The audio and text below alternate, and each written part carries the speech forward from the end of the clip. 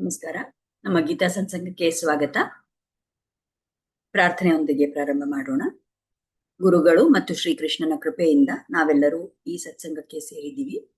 ಅವರ ಆಶೀರ್ವಾದ ಸದಾ ನಮ್ಮ ಮೇಲಿರ್ಲಿ ಅಂತ ಪ್ರಾರ್ಥಿಸ್ಕೊಳ್ಳೋಣ. ವಸುದೇವಸುತಂ ದೇವಂ ಕಂಸಚಾಣೂರಮರ್ದನಂ ದೇವಕೀ ಪರಮಾನಂದಂ ಕೃಷ್ಣಂ ವಂದೇ ಜಗದ್ಗುರುಂ. ಕೃಷ್ಣಾಯ ವಾಸುದೇವಾಯ ಹರಯೇ ಪರಮಾತ್ಮನೆ ಪ್ರಣತಃ ಕ್ಲೇಶನಾಶಾಯ ಗೋವಿಂದಾಯ ನಮೋ ನಮಃ. ನಮೋऽस्तु ते व्यासविशालबुद्धे पुल्लारविन्दायतपत्रनेत्र येन त्वया भारततैलपूर्णः प्रज्वालितो ज्ञानमयप्रदीपः. यो नित्यमच्युतपदाम्बुजयुग्मरुग्म व्यामोहतस्तदितराणि तृणाय मेने अस्मद्गुरोर्भगवतोऽस्य दयैकसिन्धोः रामानुजस्य चरणौ शरणं प्रपद्ये. रामानुजदयापात्रं ज्ञानवैराग्यभूषणं ಶ್ರೀಮದ್ವೆಂಕಟನಾಥಾರ್ಯಂ ವಂದೇ ವೇದಾಂತದೇಶಿಕಂ. ಆಚಾರ್ಯ ಚರಣಗಳಲ್ಲಿ ವಂದಿಸ್ತಾ ಇವತ್ತಿನ ವಿಷಯಕ್ಕೆ ಹೋಗೋಣ. ತುಂಬಾ ದಿನ ಆಗಿದೆ ನಾವು ಸತ್ಸಂಗ ಮಾಡಿ, ಅದರಿಂದ ಸ್ವಲ್ಪ ಗ್ಯಾಪ್ ಆಗಿದೆ, ಆದ್ರೆ ನೋಡೋಣ. ಈಗ ನಾವು ಇವತ್ತು ಶ್ಲೋಕ ನಂಬರ್ 15 ನೋಡೋರಿದ್ದೀವಿ. ಸಾರಿ, ಐ ಥಿಂಕ್ ಶ್ಲೋಕ 16. ಇದರಲ್ಲಿ ಹೋದ್ ಸತ್ಸಂಗದಲ್ಲಿ ನಾವು ನೋಡಿದ್ರೆ ಹೇಗೆ ಕೃಷ್ಣ ಮತ್ತೆ ಅರ್ಜುನ ಅವರಿಬ್ರು ಯುದ್ಧ ಭೂಮಿಯಲ್ಲಿ ಅವರ ಶಂಖಗಳನ್ನ ಊದ್ತಾ ಇದ್ರು ಅನ್ನೋ ವರ್ಣನೆ ಇತ್ತು. ಈಗ ನಾವು ನೋಡೋ ಶ್ಲೋಕದಲ್ಲಿ ಮುಂದೆ ಯುಧಿಷ್ಠಿರ ಯಾವ ತರ ಶಂಖವನ್ನಾದ ಮಾಡ್ತಾನೆ ಅನ್ನೋ ಇಲ್ಲಿ ಅದರದ್ದು ವರ್ಣನೆ ಇದೆ. ಅನಂತ ವಿಜಯಂ ರಾಜ ಕುಂತಿ ಪುತ್ರೋ ಯುಧಿಷ್ಠಿರಃ ನಕುಲಃ ಸಹ ದೇವಶ್ಚ ಸುಘೋಷಮಣಿ ಪುಷ್ಪಕೌ. ಇಲ್ಲಿ ಏನಂದ್ರೆ ಕುಂತಿಪುತ್ರನಾದ ಯುಧಿಷ್ಠಿರ ಅವನ ಶಂಖ ಅನಂತ ವಿಜಯ ಅಂತ ಹೆಸರಿಡುವಂತ ಶಂಖವನ್ನ ಅವನು ಊದ್ತಾನೆ. ಮುಂದೆ ನಕುಲ ಸಹದೇವ ಇವರು ಅವ್ರ ಶಂಖಗಳನ್ನ ಊದ್ತಾರೆ. ನಕುಲನ ಶಂಖದ ಹೆಸರು ಸುಘೋಷ, ಸಹದೇವನ ಶಂಖದ ಹೆಸರು ಮಣಿಪುಷ್ಪಕ. ಅವರಿಬ್ರು ಕೂಡ ಶಂಖನಾದವನ್ನ ಮಾಡ್ತಾರೆ. ಇಲ್ಲಿ ನಾವು ಆಚಾರ್ಯರು ನಮ್ಗೆ ಹೇಳೋ ವಿಷಯಗಳನ್ನ ಏನಂದ್ರೆ, ಈ ಯುಧಿಷ್ಠಿರ ಮತ್ತೆ ಅವನು ಶಂಖ, ಆ ವಿಷಯದಲ್ಲಿ ನಾವು ಎಷ್ಟೊಂದು ನಮ್ಗೆ ಕಲಿಯುವಂತ ಪಾಯಿಂಟ್ಸ್ ಇದೆ, ಅದನ್ನ ನೋಡೋಣ. ಇವಾಗ ಅನಂತ ವಿಜಯಂ ರಾಜ ಯುಧಿಷ್ಠಿರನ್ನ ರಾಜ ಅಂತ ಇಲ್ಲಿ ಉಲ್ಲೇಖ ಇದೆ. ಯಾಕೆ ಇವಾಗ ಯುಧಿಷ್ಠಿರ ಏನ್ ರಾಜನ? ಯಾಕೆ ಅವನನ್ನ ರಾಜ ಅಂತ ಕರಿತಾ ಇದ್ದಾರೆ? ಯುದ್ಧ ಎಲ್ಲ ಮುಗಿದು ಅಲ್ಲಿ ಅವ್ರಿಗೆ ವಿಜಯ ಸಿಕ್ಕಿ ಆಮೇಲೆ ತಾನೇ ಅವನ್ ರಾಜ ಆಗಿದ್ದು. ಮತ್ ಇಲ್ಲೇ ಯಾಕೆ ಅವನನ್ನ ರಾಜ ಅಂತ ಕರಿತಾ ಇದ್ದಾರೆ ಅಂದ್ರೆ, ಒಂದ್ ಕಾರಣ ಆಚಾರ್ಯರು ಹೇಳ್ತಾರೆ. ಮುಂಚೆ ಅವನು ಅವ್ರಿಗೆ ಆ ಇಂದ್ರಪ್ರಸ್ಥ ಅನ್ನೋ ಜಾಗವನ್ನ ಕೊಟ್ಟಾಗ ಅಲ್ಲಿ ಅವನ್ ರಾಜ್ಯವನ್ನ ಆಡಿದ್ದ, ಅವನ್ ರಾಜಾನೇ. ಅಲ್ಲಿ ಅವನ್ ರಾಜಸೂಯ ಯಾಗ ಕೂಡ ಮಾಡ್ದ, ಅವನ್ ರಾಜ. ಅದರಿಂದ ಅವನನ್ನ ರಾಜ ಅಂತ ಇಲ್ಲಿ ಕರಿತಾ ಇದ್ದಾರೆ ಅಂತ ಇರ್ಬೋದು. ಆದ್ರೆ ಅದಕ್ಕಿಂತ ಹೆಚ್ಚು ಮಹತ್ವದ ಏನಂದ್ರೆ, ಯುಧಿಷ್ಠಿರ ಯಾವತ್ತೂನು ಧರ್ಮರಾಜ. ಅವನು ಸಾಕ್ಷಾತ್ ಯಮಧರ್ಮನ ಅವತಾರ ಆಗಿದ್ದಾನೆ. ಅದಕ್ಕೋಸ್ಕರ ಅವನು ಸದಾ ಕಾಲ ಧರ್ಮವನ್ನೇ ಪಟ್ಟಿಡಿದು ಅವನು ನಡ್ಕೊಂಡೇ ಹೋದ ಅಲ್ವಾ ಜೀವನ ಪೂರ್ತಿ. ಆ ಧರ್ಮಕ್ಕೆ ಅವನು ರಾಜನಾಗಿದ್ದ, ಅದಕ್ಕೆ ಅವನಿಗೆ ಧರ್ಮರಾಜ ಅಂತ ಹೆಸರು.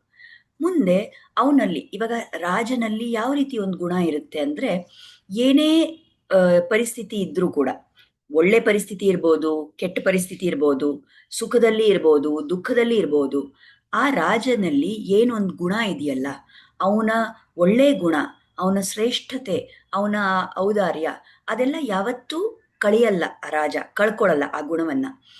ಒಳ್ಳೆ ಸಿಚುವೇಶನ್ ಇದ್ರೂನು, ಕೆಟ್ಟ ಸಿಚುವೇಶನ್ ಇದ್ರೂನು ಆ ರಾಜನ ಗುಣ ಹಂಗೆ ಇರುತ್ತೆ. ಅದೇ ರೀತಿ ಈ ಯುಧಿಷ್ಠಿರನಲ್ಲಿ ನಾವು ನೋಡಿದ್ರೆ, ಅವನು ಅಲ್ಲಿ ಇಂದ್ರಪ್ರಸ್ಥದಲ್ಲಿ ರಾಜ್ಯವನ್ನ ಆಳ್ತಾ ಇರುವಾಗ್ಲೇ ಆಗ್ಲಿ, ಅಥವಾ ವನವಾಸಕ್ಕೆ ಹೋದಾಗ್ಲೂ ಆಗ್ಲಿ, ಅವನು ಯಾವತ್ತೂ ಅವನ್ ಧರ್ಮದ ದಾರಿಯನ್ನ ಬಿಟ್ಟಿಲ್ಲ. ಅವನು ಧರ್ಮರಾಜ ಆಗಿರೋದ್ರಿಂದ ಯಾವತ್ತೂ ಆ ಉಚ್ಚ ಶ್ರೇಷ್ಠವಾದ ಗುಣವನ್ನ ಸದಾ ಕಾಲ ಅವನು ಹೊಂದಿದ್ದ. ಅದಕ್ಕೇನೆ ಅವನಿಗೆ ರಾಜ ಅಂತ ಇಲ್ಲಿ ಕರಿತಾ ಇದ್ದಾರೆ ಅಂತ ಹೇಳ್ತಾರೆ ಆಚಾರ್ಯರು. ಮುಂದೆ ಇನ್ನೊಂದು ಹೆಸರು ಈ ಶ್ಲೋಕದಲ್ಲಿ ಏನಿದೆ ಅಂದ್ರೆ ಕುಂತಿ ಪುತ್ರ ಅಂತ. ಕುಂತಿ ಪುತ್ರ ಅಂದ್ರೆ ಕುಂತಿಯ ಮಗ. ಈಗ ಈ ಕುಂತಿಗೆ ಆಕ್ಚುಲಿ ಇನ್ನೊಂದು ಹೆಸರಿತ್ತು, ಪೃಥಾ ಅಂತ, ವಸುದೇವನ ತಂಗಿ ಅವಳು. ಆ ಪೃಥಾ ಅನ್ನೋಳಿಗೆ ಹುಟ್ಟಿರೋದ್ರಿಂದ ಅವ್ರ ಮಕ್ಕಳನ್ನ, ಸ್ಪೆಷಲಿ ಅರ್ಜುನನ್ನ ಪಾರ್ಥ ಅಂತ ಕರೀತಾರೆ ಎಷ್ಟೊಂದ್ಸರಿ ಭಗವದ್ಗೀತೆಯಲ್ಲಿ ಕೃಷ್ಣ. ಇಲ್ಲಿ ಈ ಕುಂತಿಯ ಪುತ್ರ ಅಂತ ಯುಧಿಷ್ಠಿರನ್ನ ಯಾಕೆ ಹೇಳ್ತಾ ಇದ್ದಾರೆ? ನಾವು ನೋಡ್ಬೇಕಾಗಿರೋ ವಿಷಯ ಏನಂದ್ರೆ, ಕುಂತಿಗೆ ಇರೋ ಗುಣ, ಆ ಒಂದು ಗುಣ ತುಂಬಾ ರೇರ್ ಕ್ವಾಲಿಟಿ. ಅದು ಯಾರಿಗೂ ಆ ಥರ ಗುಣ ಇರಲ್ಲ ಸಾಮಾನ್ಯವಾಗಿ. ಏನಾಯಿತು ಕುಂತಿ ಜೀವನದಲ್ಲಿ? ಅವಳು ಒಂದ್ಸರಿ ದುರ್ವಾಸ ಋಷಿಗೆ ತುಂಬ ಒಳ್ಳೆ ರೀತಿಯಲ್ಲಿ ಸೇವೆ ಮಾಡಿದ್ಲು. ಎಲ್ಲರೂ ದುರ್ವಾಸ ಋಷಿ ಶಾಪ ಹಾಕ್ತಾರೆ, ಬೈತಾರೆ, ಕೋಪ ಮಾಡ್ಕೋತಾರೆ ಅಂತ ಹೆದರ್ಕೊಂಡಿರ್ತಾರೆ. ಆದರೆ ಇವಳು ಕುಂತಿ ಎಷ್ಟು ಒಳ್ಳೆ ರೀತಿಯಲ್ಲಿ ದುರ್ವಾಸನಿಗೆ ಸೇವೆ ಮಾಡಿದ್ರು ಅಂದರೆ, ಆ ಋಷಿ ಅವಳಿಗೆ ವರ ಕೊಟ್ರು. ಆ ವರದ ಪ್ರಕಾರ ಅವಳಿಗೆ ಯಾವ ಒಂದು ದೇವತೆಯನ್ನ ಅವಳು ಧ್ಯಾನ ಮಾಡಿದ್ರು ಕೂಡ ಆ ದೇವತೆ ಮುಖಾಂತರ ಅವಳಿಗೆ ಒಂದು ಮಗು ಹುಟ್ಟೋ ಥರ ಒಂದು ವರ ಕೊಟ್ರು. ಆಗ ಅವಳಿಗಿನ್ನ ಮದುವೆ ಆಗಿರ್ಲಿಲ್ಲ, ಒಂದು ಪ್ರಯೋಗ ಮಾಡೋಣ ಅನ್ನೋ ಉದ್ದೇಶದಿಂದ ಅವಳು ಅದನ್ನ ಟ್ರಯಲ್ ಮಾಡಿದ್ರು.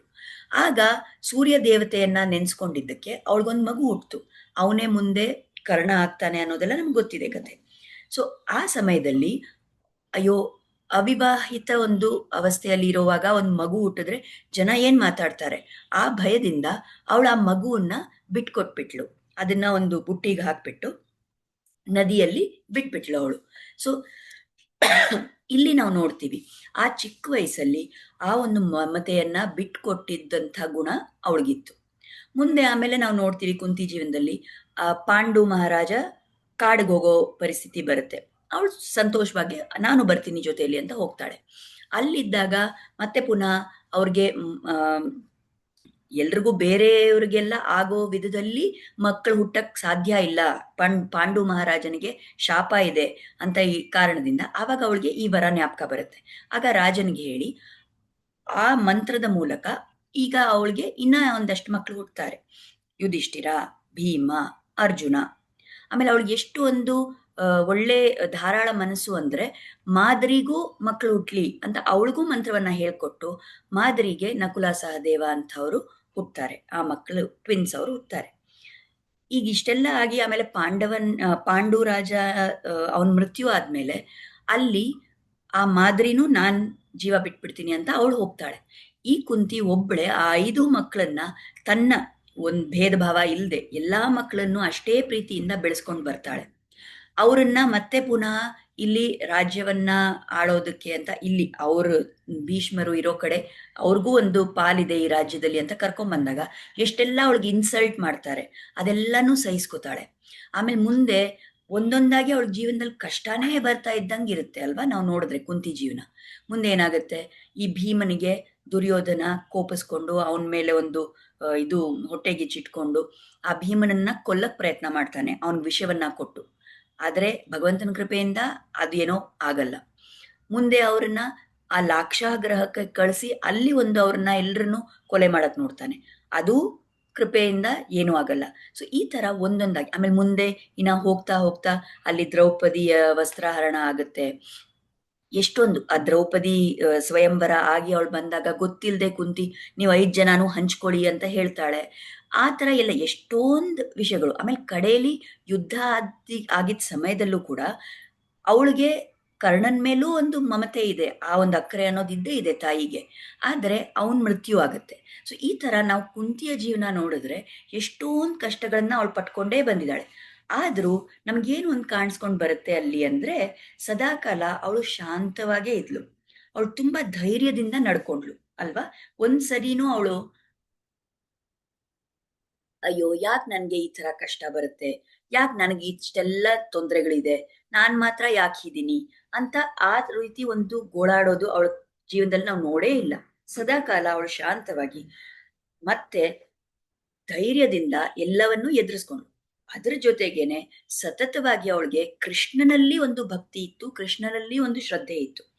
ಆ ಶ್ರದ್ಧೆಯ ಬಲದಿಂದಾನೇ ಅವಳು ಏನೇ ಕಷ್ಟ ಬಂದ್ರು ಜೀವನದಲ್ಲಿ ಎದುರಿಸ್ಕೊಂಡು ಹೋಗ್ತಾ ಇರ್ತಾಳೆ.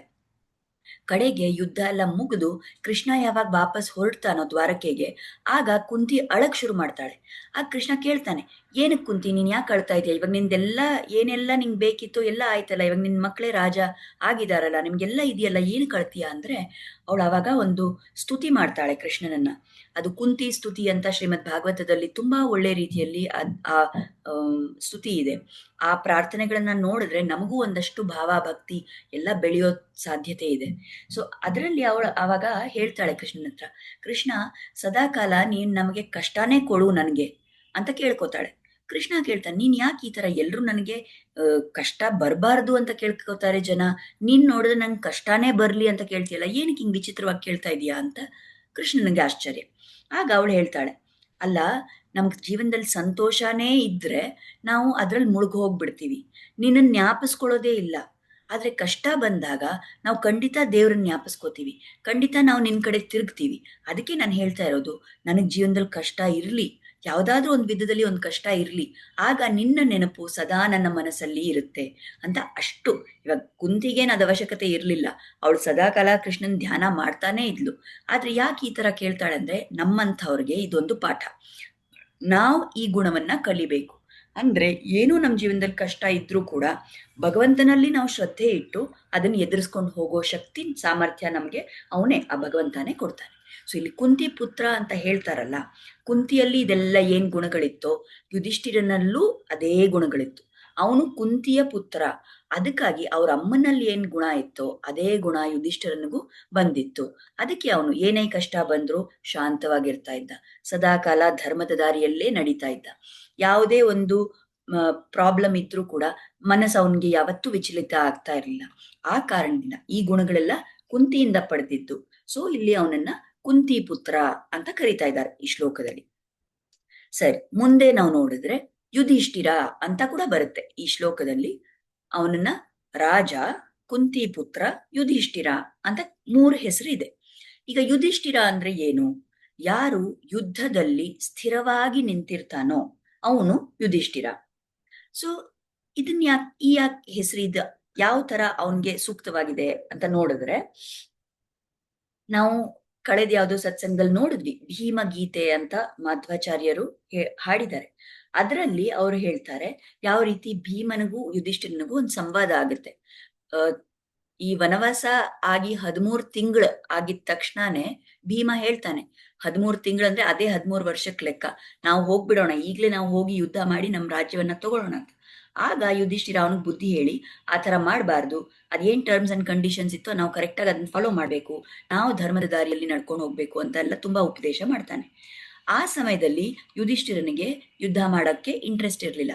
ಆದ್ರೆ ಅವರದೆಲ್ಲ ವನವಾಸ, ಅಜ್ಞಾತವಾಸ ಎಲ್ಲ ಮುಗಿಸ್ಕೊಂಡು ಬಂದ್ಮೇಲೆ ಯುದ್ಧ ಅಂತ ಸಮಯ ಬಂದಾಗ ಯುಧಿಷ್ಠಿರ ಆ ಯುದ್ಧ ಮಾಡ್ಲೇಬೇಕು, ನಮ್ಮ ರಾಜ್ಯದ ಏನ್ ಪಾಲಿದೆ ನಾವ್ ಅದನ್ನ ತಗೊಂಡಿರ್ಲೇಬೇಕು, ನಾವು ಕ್ಷತ್ರಿಯರಾಗಿದ್ದೀವಿ, ರಾಜ್ಯ ಮಾಡೋದು, ರಾಜ್ಯವನ್ನ ಆಳೋದು ಅದು ನಮ್ಮ ಧರ್ಮ, ಆ ಕ್ಷತ್ರಿಯ ಧರ್ಮದ ಪಾಲನೆಗೋಸ್ಕರ ಈಗ ಯುದ್ಧ ಅವಶ್ಯಕ ಇದೆ ಅಂದ್ರೆ ಯುದ್ಧ ಖಂಡಿತ ಮಾಡ್ಬೇಕು ಅಂತ ಸ್ಥಿರವಾಗಿ ನಿಂತ್ಕೊಂಡ. ಈಗ ನಾವು ನೋಡ್ತೀವಿ ಅರ್ಜುನನ್ನ ನಾವು ಎಷ್ಟು ದೊಡ್ಡ ವೀರ, ಅವನು ಎಷ್ಟು ಸಾಮರ್ಥ್ಯವಂತ ಅಂತೆಲ್ಲ ನೋಡ್ತೀವಿ. ಆದ್ರೆ ಆ ಯುದ್ಧ ಪ್ರಾರಂಭ ಆಗಕ್ ಮುಂಚೆ ಅರ್ಜುನನಿಗೆ ಮನ್ಸು ಒಂಥರ ಕಲಹ ಆಗತ್ತಲ್ಲ, ಅವನು ಹೇಳ್ತಾನೆ ನನ್ಗಾಗಲ್ಲ ಯುದ್ಧ ಮಾಡಕ್ಕೆ, ನಾನು ಏನ್ ಮಾಡೋದು, ಹೇಗ್ ನಾನು ಇದ್ ಮಾಡ್ಲಿ ಅಂತ ಎಲ್ಲ. ಅದರಿಂದಾನೇ ಭಗವದ್ಗೀತೆ ಕೃಷ್ಣ ಹೇಳಕ್ ಶುರು ಮಾಡಿದ್ದಲ್ವಾ. ಆದ್ರೆ ಅರ್ಜುನನೂ ಆ ಒಂಥರ ಮನೋಭಾವ ಕಳ್ಕೋತಾನೆ, ಅವನಿಗೂ ಯುದ್ಧ ಬೇಡ ಅಂತ ಅನ್ಸಕ್ ಶುರುವಾಗುತ್ತೆ. ಆದ್ರೆ ಒಂದ್ಸಲಿ ಡಿಸೈಡ್ ಆದ್ಮೇಲೆ ಯುದ್ಧದಿಂದ ಹಿಂದೆ ಹೋಗೋದು, ಆ ಒಂದು ವಿಚಾರ ಯುಧಿಷ್ಠಿರನಿಗೆ ಯಾವತ್ತೂ ಬಂದಿಲ್ಲ. ಸೊ ಆ ಯುದ್ಧದ ಪರಿಸ್ಥಿತಿ ಬಂದಾಗ ಅದರಲ್ಲಿ ದೃಢವಾಗಿ ಸ್ಥಿರವಾಗಿ ನಿಂತ, ಅದಕ್ಕೋಸ್ಕರ ಅವನಿಗೆ ಯುಧಿಷ್ಠಿರ ಅಂತ ಹೆಸರು. ಈಗ ಈ ಶ್ಲೋಕದಲ್ಲಿ ಹೇಳ್ತಾರೆ, ಇವನು ಈ ಯುಧಿಷ್ಠಿರನ ಶಂಖದ ಹೆಸರೇನು? ಅನಂತ ವಿಜಯ. ಸೊ ಯಾಕೆ ಈ ಅನಂತ ವಿಜಯ ಅನ್ನೋ ಹೆಸರು ಅಂದ್ರೆ, ಆಚಾರ್ಯರು ತೋರ್ಸ್ಕೊಡ್ತಾರೆ ನಮ್ಗೆ, ಯಾವಾಗ ಒಬ್ಬ ವ್ಯಕ್ತಿಯಲ್ಲಿ ಎಲ್ಲ ಗುಣಗಳಿರುತ್ತಲ್ಲ, ಶಾಂತವಾಗಿರೋದು, ಧರ್ಮದ ದಾರಿಯಲ್ಲೇ ನಡೆಯೋದು, ಯುದ್ಧದಲ್ಲಿ ಸ್ಥಿರವಾಗಿರೋದು, ಸದಾಕಾಲ ಶ್ರದ್ಧೆಯಿಂದ ನಡ್ಕೊಂಡು ಹೋಗೋದು, ಮತ್ತೆ ಧರ್ಮವನ್ನ ಬಿಡೋದೇ ಇಲ್ಲ, ಈ ತರ ಯಾವ ಗುಣಗಳಿದೆಯಲ್ಲ, ಈ ತರ ಗುಣ ಇರೋಂಥ ವ್ಯಕ್ತಿಗೆ ಅನಂತವಾಗಿ ಸದಾಕಾಲ ವಿಜಯ ಅವನಿಗೇ ಸಿಗುತ್ತೆ. ಅದರ ಸಂಕೇತವಾಗಿ ಈ ಯುಧಿಷ್ಠಿರನ ಶಂಖಕ್ಕೆ ಅನಂತ ವಿಜಯ ಅನ್ನೋ ಹೆಸರು ಕೊಟ್ಟಿದ್ದಾರೆ. ಸೊ ಅನಂತ ವಿಜಯ ಅನ್ನೋ ಶಂಖ ಕರೆಕ್ಟ್ ಆಗಿದೆ. ಯುಧಿಷ್ಠಿರನಿಗೆ ಯಾವ ಗುಣ ಇದೆಯೋ ಅದಕ್ಕೆ ತಕ್ಕಂತೆ ಈ ಅನಂತ ವಿಜಯ ಅನ್ನೋ ಹೆಸರು ಅದಕ್ಕೆ ಸರಿಯಾಗಿ ಇದೆ. ಸದಾಕಾಲ ಅವನು ಧರ್ಮದ ದಾರಿಯಲ್ಲೇ ನಡೀತಾ ಇರ್ತಾನೆ.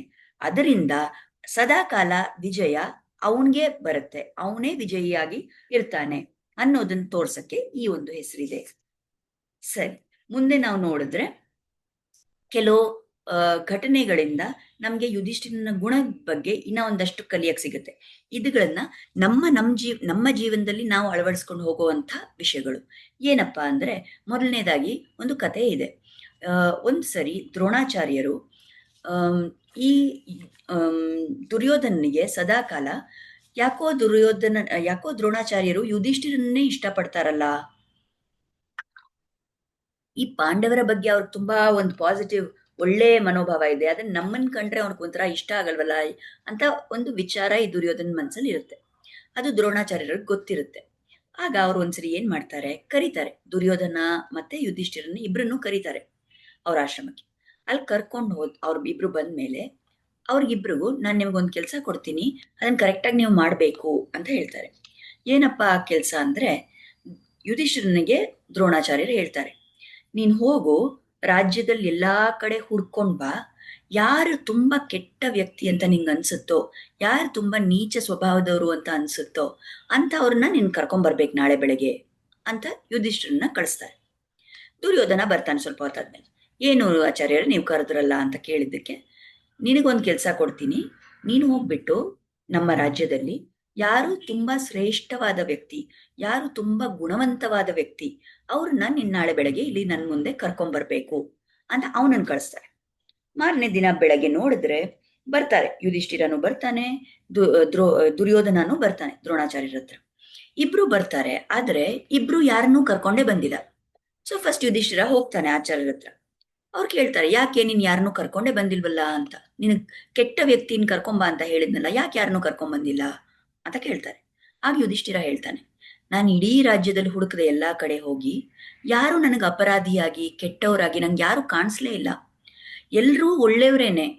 ಎಲ್ರನ್ನು ನೋಡಿದ್ರೆ ನನಗೆ ನನ್ನನ್ನು ಕಂಪೇರ್ ಮಾಡಿದಾಗ ನನ್ನಲ್ಲೇ ಎಷ್ಟೊಂದು ದೋಷಗಳಿದೆ ಅಂತ ಅನಿಸ್ತು. ಅವರೆಲ್ಲ ತುಂಬಾ ಒಳ್ಳೆಯವರೇ ಇದ್ದಾರೆ. ನನ್ಗೆ ಯಾರು ನನಗಿಂತ ದೋಷಿ ಯಾರು ನನ್ಗೆ ಕಾಣಿಸ್ಲೇ ಇಲ್ಲ, ಅದಕ್ಕೆ ನಾನು ಯಾರನ್ನೂ ಕರ್ಕೊಂಬರ್ಲಿಲ್ಲ, ನಾನೇ ಬಂದೆ ಅಂತ ಯುಧಿಷ್ಠಿರ ಹೇಳ್ತಾನೆ. ಸರಿ, ಅವನನ್ನ ಆಚೆ ಕಳಿಸ್ತಾರೆ. ನೆಕ್ಸ್ಟ್ ದುರ್ಯೋಧನ ಬರ್ತಾನೆ. ಯಾಕಪ್ಪ ದುರ್ಯೋಧನ, ನೀನ್ ಯಾರನ್ನೂ ಕರ್ಕೊಂಡ್ ಬಂದಿಲ್ಲ ಅಂತ ಕೇಳ್ತಾರೆ. ಆಗ ದುರ್ಯೋಧನ ಹೇಳ್ತಾನೆ, ನೀವು ನನಗೆ ಹೇಳಿದ್ದು ತುಂಬಾ ಒಳ್ಳೆ ವ್ಯಕ್ತಿಯನ್ನ ಕರ್ಕೊಂಬರ್ಬೇಕು ಅಂತ, ಶ್ರೇಷ್ಠವಾದವ್ರನ್ನ ಕರ್ಕೊಂಬರ್ಬೇಕು ಅಂತ. ನಾನು ಹುಡುಕ್ದೆ, ಆದ್ರೆ ಈ ಇಡೀ ರಾಜ್ಯದಲ್ಲಿ ನಂಗೆ ಯಾರು ಒಳ್ಳೆಯವ್ರು ಕಾಣಿಸ್ಲೇ ಇಲ್ಲ. ಎಲ್ರು ಏನಾದ್ರೂ ತಪ್ಪು ಮಾಡ್ತಾನೇ ಇದ್ದಾರೆ, ಎಲ್ರಿಗೂ ಏನಾದ್ರೂ ಒಂದು ದೋಷ ಇದ್ದೇ ಇದೆ. ಅವ್ರಿಗೆಲ್ಲ ಕಂಪೇರ್ ಮಾಡಿದ್ರೆ ನಾನೇ ಗುಣವಂತ, ನಾನೇ ಒಳ್ಳೆಯವನು, ಅದಕ್ಕೆ ನಾನು ಯಾರು ಒಳ್ಳೆಯವ್ರು ಯಾರು ಸಿಗ್ಲೇ ಇಲ್ಲ, ನಾನು ಯಾರನ್ನ ಕರ್ಕೊಂಬರೋದು, ಅದಕ್ಕೆ ನಾನೇ ಒಳ್ಳೆಯವನು, ನಾನೇ ಬಂದೆ ಅಂತ ಅವನು ಹೇಳ್ತಾನೆ. ಸೊ ಇಲ್ಲಿ ನಮಗೆ ಇವರಿಬ್ಬರದ ಆಟಿಟ್ಯೂಡ್ ನಾವು ನೋಡಿದ್ರೆ ಅಲ್ಲಿ ನಮಗೆ ಗೊತ್ತಾಗುತ್ತೆ ಯಾವ ರೀತಿಯಲ್ಲಿ ಯುಧಿಷ್ಠಿರನಲ್ಲಿ ಒಂದು ಒಳ್ಳೆ ಗುಣ ಇತ್ತು, ಮತ್ತೆ ದುರ್ಯೋಧನನಲ್ಲಿ ಆ ನೀಚ ಸ್ವಭಾವ ಇತ್ತು ಅಂತ. ಯುಧಿಷ್ಠಿರನ್ಗೆ ಏನಾಯ್ತು, ಯಾರನ್ನ ನೋಡಿದ್ರು ಅವ್ರು ಒಳ್ಳೆಯವರು ಅಂತ ಅನ್ಕೋತಾ ಇದ್ದ, ಯಾರನ್ನ ನೋಡಿದ್ರು ಅವ್ರ ದೋಷ ಅವನಿಗೆ ಕಾಣ್ಲಿಲ್ಲ. ಅವನ್ ಸದಾಕಾಲ ನಾನೇ ತಪ್ಪು ಮಾಡಿರೋನು, ನಾನೇ ದೋಷಿ ಅಂತ ಅನ್ಕೋತಾ ಇದ್ದ. ಆದ್ರೆ ದುರ್ಯೋಧನ ಏನು, ನಾನೇ ಸರಿ ಬೇರೆಯವರೆಲ್ಲ ತಪ್ಪು ಅಂತ ಅನ್ಕೋತಾ ಇದ್ದ. ಇದರಿಂದ ನಾವೇನ್ ಕಲಿಬಹುದು ಪಾಠ ಅಂದ್ರೆ, ನಮ್ಮ ಜೀವನದಲ್ಲೂ ಕೂಡ ಬಹಳಷ್ಟು ಸರಿ ಏನೋ ಒಂದು ಪ್ರಸಂಗ ನಡೆದಾಗ ನಾನು ತಪ್ಪು ಮಾಡಿದ್ದೀನಿ, ನನ್ನ ಪಾತ್ರ ಅದರಲ್ಲಿ ಏನಿದೆ ಅಂತ ನಾವು ನೋಡಿದಾಗ ನಮಗೆ ಎಲ್ಲೋ ಒಂದ್ ಕಡೆ ಆ ಒಂದು ಅಂತರ್ಮುಖತೆಯಿಂದ ನಮ್ಮಲ್ಲಿ ಏನ್ ತಪ್ಪಿದೆ, ನಮ್ಮಲ್ಲಿ ಏನ್ ದೋಷ ಇದೆ ಅದನ್ನ ತಿದ್ಕೊಳಕ್ ಒಂದು ಪ್ರಯತ್ನ ನಾವು ಮಾಡ್ಬೋದು. ಆದ್ರೆ ಆ ರೀತಿಯಲ್ಲಿ ನಮ್ಗೆ ಯಾರ ಗುಣ ಇರಬೇಕು, ಯುಧಿಷ್ಠಿರನ ಗುಣ ಇರಬೇಕು. ಆದ್ರೆ ನಾವು ಹೇಗೆ ನಡ್ಕೊಳ್ತೀವಿ ಸಾಮಾನ್ಯವಾಗಿ, ಮೋಸ್ಟ್ ಆಫ್ ದ ಟೈಮ್ಸ್ ನಾವು ಏನ್ ಮಾಡ್ತೀವಿ ಅಂದ್ರೆ ದುರ್ಯೋಧನ ತರ ಇರ್ತೀವಿ. ಏನೇ ಒಂದು ತಪ್ಪು ನಡೆದ್ರೆ, ಏನೇ ಒಂದು ಪ್ರಾಬ್ಲಮ್ ಆದ್ರೆ, ನಾನಲ್ಲ ಇದಕ್ಕೆ ಜವಾಬ್ದಾರಿ, ಅವ್ರು ಹಿಂಗ್ ಮಾಡಿದ್ರು ಅದಕ್ಕೆ ಹಂಗಾಯ್ತು, ಅವ್ರು ಹಂಗ್ ಮಾಡಿದ್ರು ಅದಕ್ಕೆ ಹಂಗಾಯ್ತು, ನಾನೆಲ್ಲ ಸರಿಯಾಗೇ ಮಾಡಿದ್ದೀನಿ, ನಾನ್ ತುಂಬಾ ಪರ್ಫೆಕ್ಟು, ಬೇರೆಯವರೇ ಸರಿ ಇಲ್ಲ ಅಂತ ಹೇಳ್ಕೊಂತಿರ್ತೀನಿ ಅಲ್ವಾ. ಸೊ ಯುಧಿಷ್ಠಿರನ್ ತರ ಭಾವ ಇದ್ದಾಗ ನಮ್ ಜೀವನ ಸ್ಮೂತ್ ಆಗುತ್ತೆ. ದುರ್ಯೋಧನನ್ ತರ ನಾವು ಒಂದು ಭಾವ ಇಟ್ಕೊಂಡ್ರೆ ಜೀವನದಲ್ಲಿ ಕಷ್ಟನೇ ಇರುತ್ತೆ ನಮ್ಗೆ. ಮತ್ ನಾವು ಯಾವತ್ತೂ ಸುಧಾರಿಸ್ಕೊಳ್ಳೋಕೆ ಚಾನ್ಸೇ ಇಲ್ಲ ದುರ್ಯೋಧನ ತರ ಇದ್ರೆ. ಯುಧಿಷ್ಠಿರನ್ ತರ ಇದ್ದಾಗ ನನ್ನ ತಪ್ಪು ಏನಿದೆ, ನಾನ್ ಏನ್ ಇಂಪ್ರೂವ್ ಆಗ್ಬೋದು ಅಂತ ನಾನು ನೋಡ್ಕೊಂಡು ಹೋದಾಗ ನನ್ನಲ್ಲಿ ಆಧ್ಯಾತ್ಮಿಕ ಪ್ರಗತಿ ಬೇಗ ಆಗುತ್ತೆ. ದುರ್ಯೋಧನ ತರ ಬಹಿರ್ಮುಖತೆಯಿಂದ ಬೇರೆಯವ್ರನ್ನೇ ನೋಡ್ಕೊಂಡು ಅವ್ರ ತಪ್ಪನ್ನೇ ನೋಡ್ಕೊಂಡು ಹುಡ್ಕೊಂಡಿದ್ರೆ ನನಗೆ ಯಾವ ರೀತಿಯ ಸುಧಾರಣೆಯೂ ನನ್ನಲ್ಲಾಗಲ್ಲ. ಆಗ ನಾನು ಸದಾಕಾಲ ಬೇರೆಯವ್ರನ್ನ ಬೈಕೊಂಡೇ ಇರ್ತೀನಿ ಜೀವನ ಪೂರ್ತಿ. ಸೊ ಅಲ್ಲಿ ನನ್ನ ಅಧೋಗತಿನೇ ಆಗುತ್ತೆ ಹೊರತು ಒಂದು ರೀತಿಯ ಆಧ್ಯಾತ್ಮಿಕ ಪ್ರಗತಿನೂ ಆಗೋದಿಲ್ಲ. ಸೊ ನಾವು ಕೂಡ ಯುಧಿಷ್ಠಿರನ ಪ್ರಕಾರ ಒಂದು ಭಾವವನ್ನ ಇಟ್ಕೊಳ್ಳೋಕ್ಕೆ ಪ್ರಯತ್ನ ಮಾಡಬೇಕು. ಸರಿ, ಎರಡನೇದಾಗಿ ನಾವು ನೋಡಿದ್ರೆ ಆ ಸ್ವರ್ಗಾರೋಹಣ ಅನ್ನೋ ಒಂದು ಇನ್ನೊಂದು ವಿಷಯ. ಈ ಯುಧಿಷ್ಠಿರನಲ್ಲಿ ಯಾವ ರೀತಿ ಒಂದು ಭಾವ, ಎಷ್ಟರ ಮಟ್ಟಿಗೆ ಅಂದ್ರೆ, ಈಗ ಕುರುಕ್ಷೇತ್ರ ಯುದ್ಧ ಎಲ್ಲ ಆಗಿ ಇವ್ರ ರಾಜ್ಯವನ್ನ ಆಳ್ಕೊಂಡಿದ್ದಾಗ ಸ್ವಲ್ಪ ವರ್ಷ ಆದ್ಮೇಲೆ ವಿದುರ ಅವನ್ ತೀರ್ಥಯಾತ್ರೆ ಎಲ್ಲ ಮುಗಿಸ್ಕೊಂಡು ಬಂದ್ಬಿಡ್ತಾನೆ. ಸ್ವಲ್ಪ ಟೈಮ್ ಆದ್ಮೇಲೆ ಅವನ್ ಧೃತರಾಷ್ಟ್ರನಿಗೆ ಹೇಳ್ತಾನೆ, ಏನ್ ಧೃತರಾಷ್ಟ್ರ, ಯಾಕೆ ನಿನಗಿನ ಇಷ್ಟು ವ್ಯಾಮೋಹ ಈ ಜೀವನದ ಮೇಲೆ, ಇಷ್ಟು ವಯಸ್ಸಾಯ್ತಲ್ಲ, ವಾನಪ್ರಸ್ಥಕ್ಕೆ ಹೋಗ್ಬಾರ್ದಾ, ಯಾಕೆ ಇಲ್ಲೇ ಇದೆಯಾ, ಇಲ್ಲಿ ಇದ್ಕೊಂಡು ಪಾಂಡವರ ಮೇಲೆ ಒಂದು ಬರ್ಡನ್ ತರ ಇದ್ಕೊಂಡು ನೀನ್ ಜೀವನ ಇಲ್ಲಿ ಯಾಕೆ ನಡೆಸ್ತಾ ಇದೀಯಾ, ಸಮಯ ಆಯ್ತಲ್ಲ, ನಮಗೆಲ್ಲ ವಯಸ್ಸಾಯ್ತು, ನಾವು ಹೋಗೋಣ ವನಪ್ರಸ್ಥಕ್ಕೆ ಅಂತ ಕರೀತಾರೆ.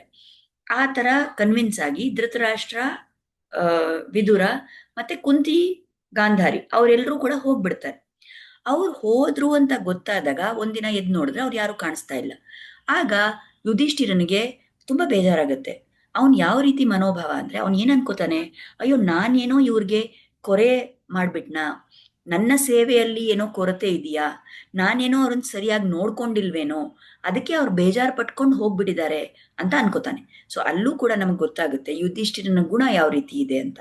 ಬೇರೆ ಯಾರಾದ್ರೂ ಆಗಿದ್ರೆ ಏನಂತ ಇದ್ರು, ಅಯ್ಯೋ ಅವ್ರು ನಮಗೆ ಸ್ಟೆಪ್ ಫಾದರು, ಅವ್ರು ಅಷ್ಟೆಲ್ಲ ನಮಗ್ ಕಿರ್ಕೊಳ ಕೊಟ್ರು, ಅವ್ರು ಅಷ್ಟೆಲ್ಲ ಕಷ್ಟ ಮಾಡಿದ್ರು ನಮ್ಗೆ, ಆ ಯುದ್ಧಕ್ಕೂ ಅವರು ಯುದ್ಧ ನಿಲ್ಸ್ಬೋದಿತ್ತು, ಅದನ್ನ ನಿಲ್ಸ್ಲಿಲ್ಲ, ಅಷ್ಟೆಲ್ಲ ಆಗಿ ಅವ್ರ ಮಕ್ಳನ್ನ ಕಳ್ಕೊಂಡ್ರು ಕೂಡ, ಅವ್ರು ಅಷ್ಟು ನಮಗ್ ಕೆಟ್ಟದ್ ಮಾಡಿದ್ರು ಕೂಡ ನಾವು ಅವ್ರನ್ನ ನೋಡ್ಕೊಂಡ್ವಿ, ಅದಕ್ಕೊಂಚೂರು ಕೃತಜ್ಞತೆನೇ ಇಲ್ಲ, ನೋಡಿ ಹೆಂಗ್ ಹೋಗ್ಬಿಟ್ಟಿದ್ದಾರೆ, ಹೇಳ್ದೆ ಕೇಳ್ದೆ ಇನ್ನ ಒಂದಷ್ಟು ನಮ್ಗೆ ಕಷ್ಟ ಕೊಟ್ಕೊಂಡು ಇವಾಗ ಹೋಗ್ಬಿಟ್ಟಿದ್ದಾರೆ ಅಂತ ಹೇಳೋರು ಬೇರೆ ಯಾರಾದ್ರೂ ಆಗಿದ್ರೆ.